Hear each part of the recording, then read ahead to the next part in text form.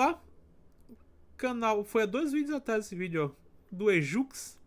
Falsos Cristos da História. Eu achei interessante. Só porque eu realmente quis dar uma olhada porque eu realmente achei interessante. Não vou mentir. Pensei comigo mesmo. É, né? Por que não? Você já ouviu falar sobre o complexo de Messias? Este é um transtorno psicológico que faz com que os afetados por ele sintam-se os grandes salvadores dentro de suas comunidades ou até mesmo de todo o mundo, chegando ao ponto de até se considerarem como a reencarnação do próprio Jesus Cristo e se proclamando como o novo Messias. Dentre outros sintomas, quem sofre deste transtorno tem um pensamento egoísta de que é sempre insubstituível, não importando em qual ambiente ele esteja, sempre se enxergando como a salvação de um mundo ou um sistema apocalíptico que está prestes a ruir, jamais aceitando ser contrariado. Isso talvez possa explicar o que foi dito nos escritos bíblicos pelo próprio Jesus, sobre futuras aparições de falsos cristos que enganariam até mesmo os próprios cristãos. E no decorrer da história da humanidade, muitos apareceram em lugares distintos, de formas diferentes, se autoproclamando como a reencarnação de Jesus. Mas suas ações, na maioria das vezes, provaram terrivelmente o contrário. O tema do vídeo de hoje é sobre os falsos cristos da história.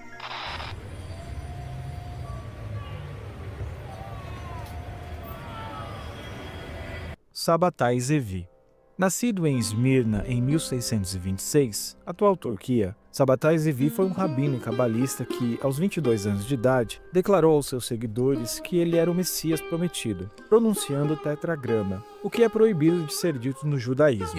Ele afirmava que tinha visões divinas, além de poder voar, ainda que não demonstrasse isso publicamente, pois dizia que as pessoas não eram dignas o suficiente. Quando ele se autoproclamou o Messias, a comunidade judaica local os comungou, juntamente de seus seguidores, sendo expulso de Esmirna pelos rabinos em 1651 ou 1654. Saindo de sua terra natal, foi para Salônica e depois para Cairo, pois foi novamente expulso, vivendo uma vida se abstendo dos prazeres. Eu consigo voar, gente. Então vou aí? Não, vocês não estão prontos para ver esse tipo de coisa, não. Depois para Jerusalém. Casado com uma moça polonesa órfã chamada Sara, voltou para sua terra Esmirna, declarando-se publicamente como o Messias esperado dentro da sinagoga, passando a ser chamado pelos seus seguidores de Amirá, que é uma sigla em hebraico para Nosso Senhor e Rei, Sua Majestade seja exaltado. Depois de um tempo partiu para Constantinopla e lá aconteceu uma grande reviravolta, pois depois de alguns desencontros com um profeta da época chamado Neemias, Sabbatai foi levado a Adrianópolis, a mando do sultão Mehmed IV. Profeta Neemias tem na Bíblia, não tem? Tem inclusive o livro dele no Velho Testamento? E para ele fora dado 3 alternativas: passar por um teste de divindade, sendo isso uma salva de flechas. Caso os arqueiros falhassem, ele seria considerado um deus. Ser empalado ou se converter ao Islã. Diante dessas opções, restou a Sabbatai se converter ao islamismo, o que praticamente acabou com a fé da maior parte dos seus seguidores. E foi, meu patrão, por que você não voou então para longe da... Era um bom momento para você voar, né, meu chefe? E sair dessa enrascada? Ainda que alguns achassem que sua conversão fazia parte de um plano divino. E depois de ser exilado por ter cantado salmos com judeus, Sabbatai Zevi morreu em 1676. Estou seguindo a Jesus Cristo. R.R. Soares from the Darker? Igreja do Mundo Global Globalizado de Nosso Senhor Jesus Cristo em Curitiba. Curitiba?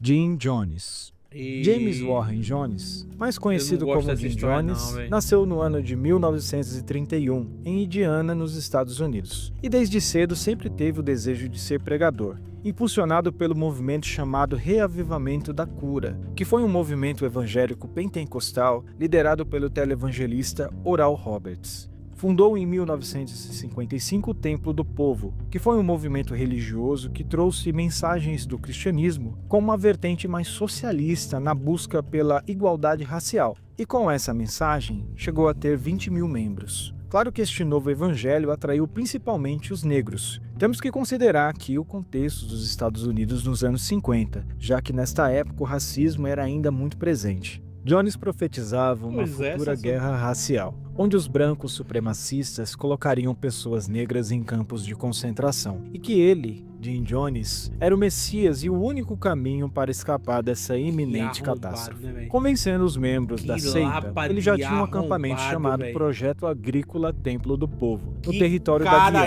mais conhecido como Jonestown, que era uma tentativa de se criar uma comunidade rural autossustentável, mas em condições bem complicadas, já que o acampamento estava muito cheio e as dificuldades de viver lá cresciam devido à falta de recursos.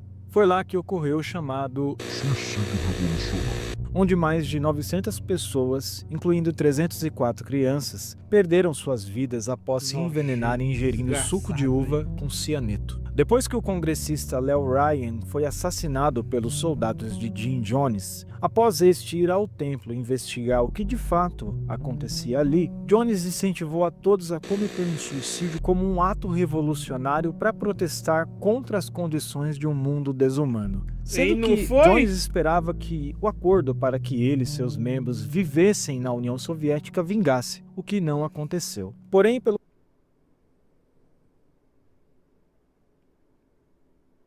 Ei, man, que é isso, pô? Ei, pô, para com isso, meu mano. O relato de alguns sobreviventes, os suicídios não foram totalmente voluntários, já que guardas armados estavam impedindo a fuga dos membros e alguns mortos foram encontrados com diversas perfurações de agulhas, o que indicaria que o que possa ter acontecido ali estivesse muito mais próximo de um genocídio do que um suicídio revolucionário. Ah, com Jim certeza. Jones logo após tirou a sua vida com um tiro na cabeça, colocando fim a um grande massacre causado pelo fanatismo religioso de uma seita verdadeiramente demoníaca. Que desgraçado, Shoko Asahara. Shizuo Matsumoto, que depois passou a ser chamado de Shoko Asahara, foi um desses malucos que era muito mais do que um complexado. Era um verdadeiro... Desde cedo... Eu vou dizer um negócio aqui pra vocês. Tem uma galera no WhatsApp que tem um sticker que é como se fosse Jesus com o telefone na mão.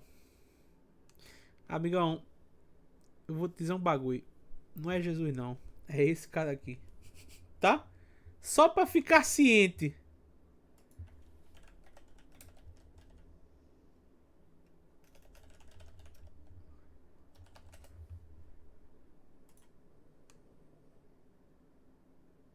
E pronto.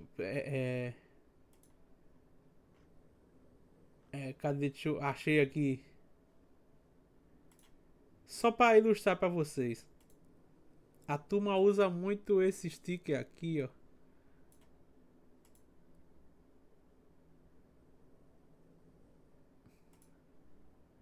A turma usa esse sticker aqui no WhatsApp.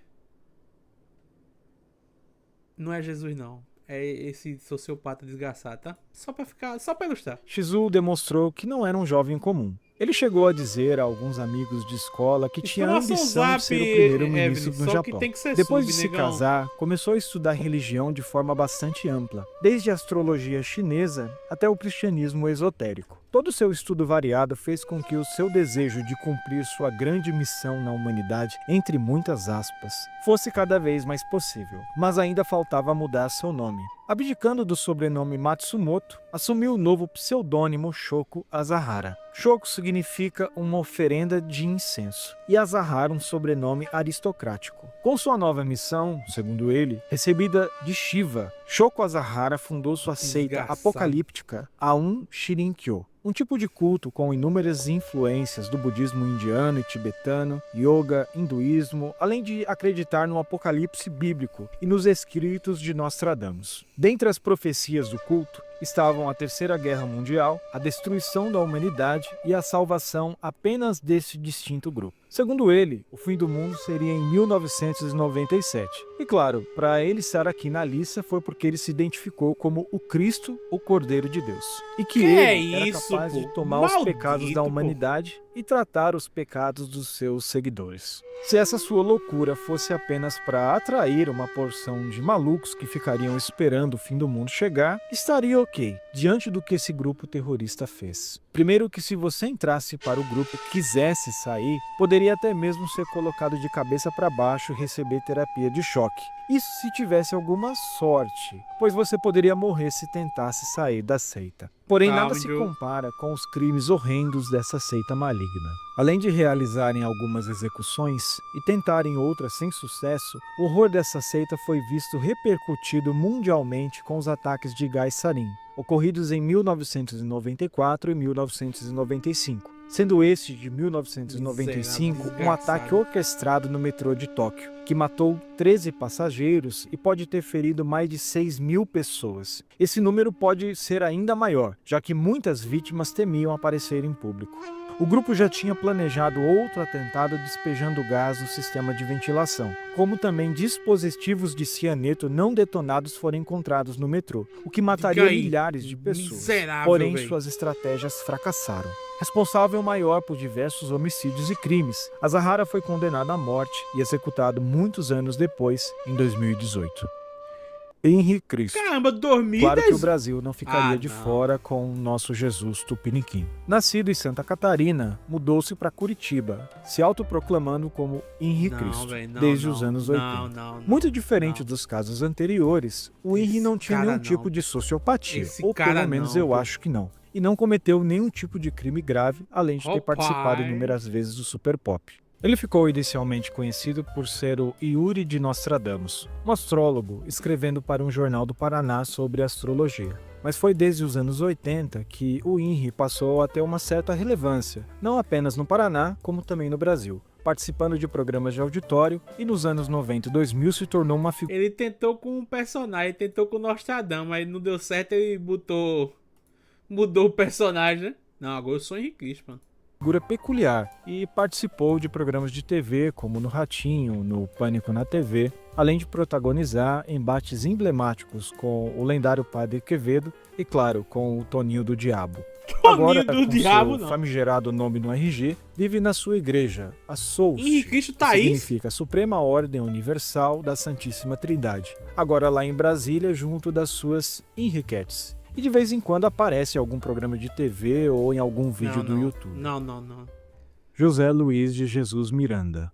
Outro que se autodenomina como Jesus Cristo é o porto-riquenho José Luiz de Jesus Miranda, fundador da igreja Crescendo em Graça. Eu lembro desse Nascido em 1946, diz ter recebido uma revelação no ano de 1973 de que ele seria a reencarnação de Jesus Cristo e que deveria combater os inimigos de Deus, também pregando que o caminho da salvação passava por ele. Miranda já chegou a dizer que se considerava maior que Jesus, pois ensinava melhor que ele.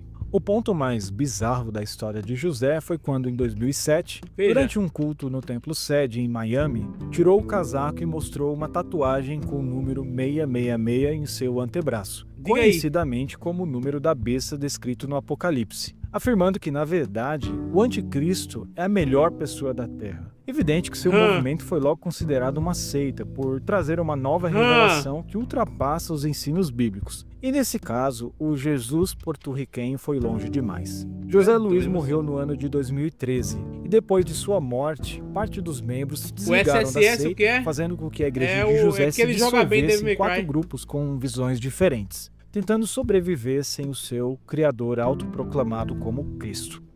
Estamos assim encerrando mais um vídeo. Eu gostaria de pedir a vocês que ajudassem este canal.